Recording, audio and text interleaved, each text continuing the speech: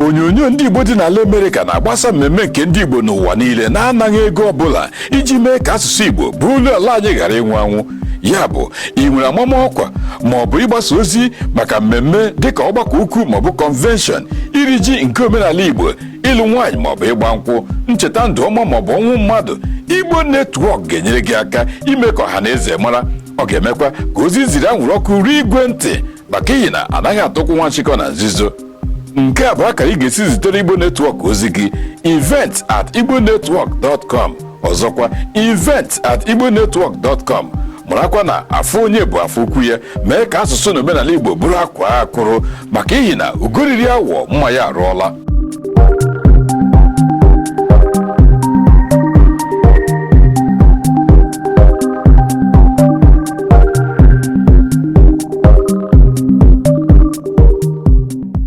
Igbo bụ Igbo, amụrụ n'obi, ekele m ụnụ. Abụ m Maazị Chimezie Okorochukwu. Nke a bụ maka ọgbakọ ukwu nke a ga-enwe n'ala Amerịka.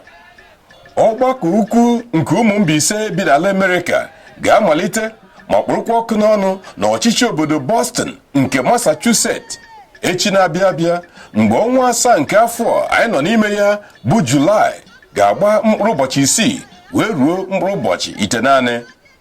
Aka na-achị ụmụ Mbaise n'ala Amerịka bụ Chief Lawrence Osondo na onye isi oche nhazi nke ọgbakọ ukwu a bụ Chief Alozie Agụwa ekwuola na ndị nwere agba bụ ndị ala Mbaise ji eme ọnụ dịka ndị a: Honorable Emeka Ihedioha, Senator Sam Dadi, Maazị Frank Nneji, Maazị Oke Eze, Honorable Nnanna Igbokwe, Right DIG Hillary Okpara, Bongo Adi, DG Imo Foundation Honorable Pat Eke, Maazị Frank Ihekwoba agbara ahụrụ gbuo ọkụkọ.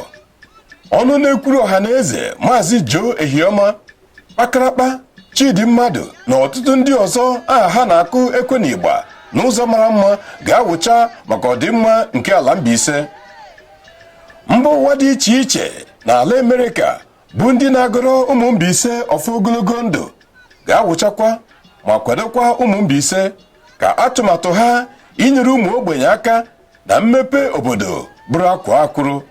Ihe oriri na ihe ọṅụṅụ aghaghị ịbụ aṅụla ngwọ nkwụ na-abịa. Nke a bụ usoro ị ga-eso wee wụchaa na ya bụ ọgbakọ ukwu. Jide ka iji.